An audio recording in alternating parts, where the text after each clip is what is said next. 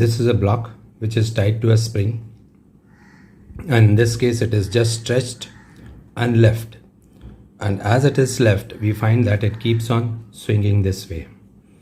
Alright, so it comes here to the extreme position and then it goes inside towards extreme position inside, extreme position outside, and this is what is mean position. This motion which is there, we call it as simple harmonic motion. Alright, like pendulum. In case of pendulum, this is the mean position and then it goes to extreme position, comes back to mean position, and again goes to extreme position and then comes back to mean position. That's also represented this way. Now, like this is the mean position. So if you're talking of mean position, displacement is 0, x is the displacement, and if we go to extreme, displacement is maximum, and this is what we call as amplitude. So here if we represent from 0 displacement, it goes to maximum displacement, y-axis is displacement and x-axis is time. So when we move from, say, from here to here, that is this position, so it is this position. Alright, so this is what is amplitude.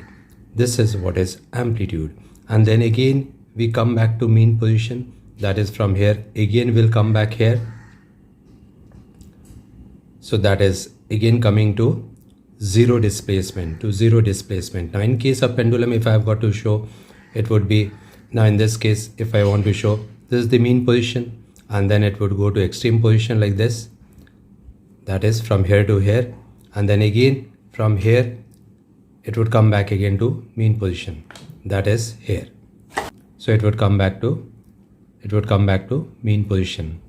So this is what is half cycle. So what we learned is, in graphical sense, this is the amplitude, so this is the amplitude, this is the amplitude here, and in case of pendulum, this is the amplitude, the extreme position.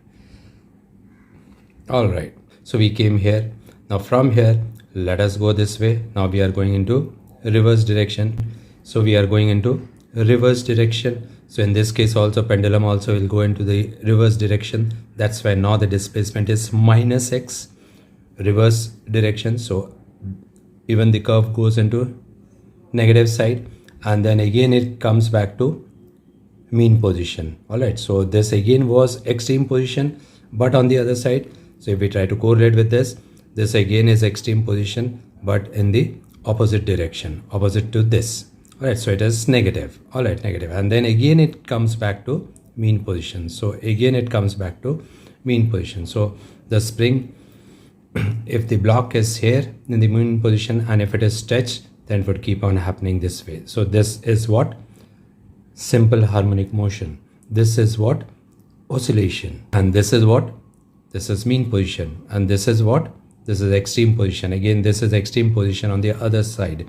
And how do we represent that? So this way, so it covers one amplitude, so covers one amplitude, then again it gets back to the mean position, so again it gets back to the mean position, covers another amplitude, then again it goes from here to the other extreme, covers another amplitude, so goes to another extreme, covers another amplitude, and then again comes back to mean position, so gets back to mean position, so covers one more amplitude.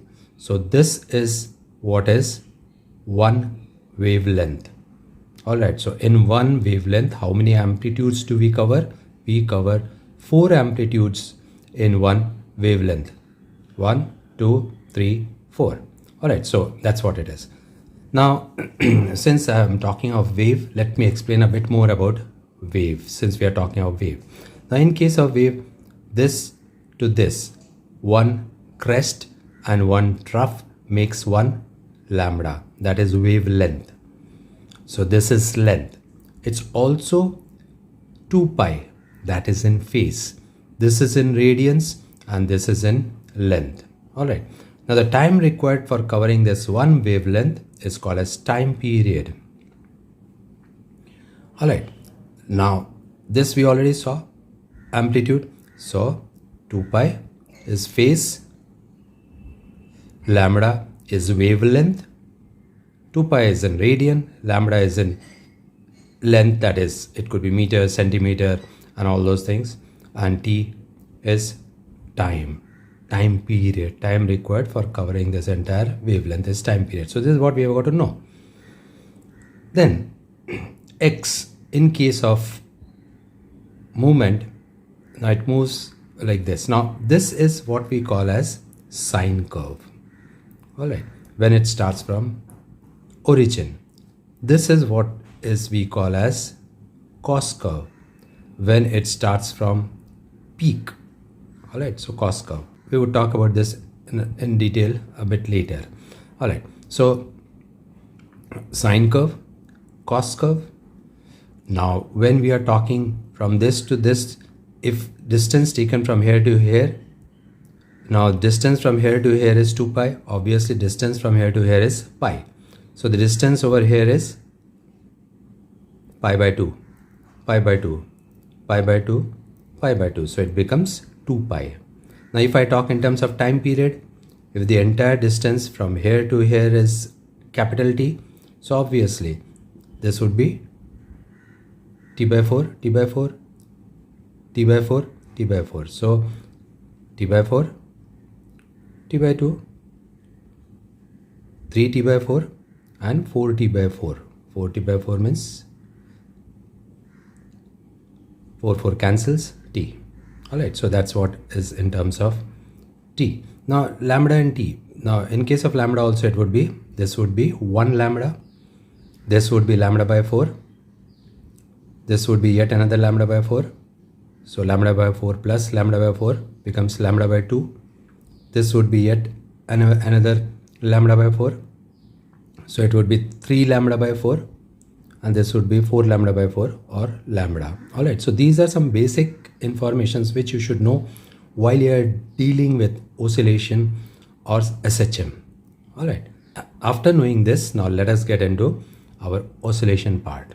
Alright.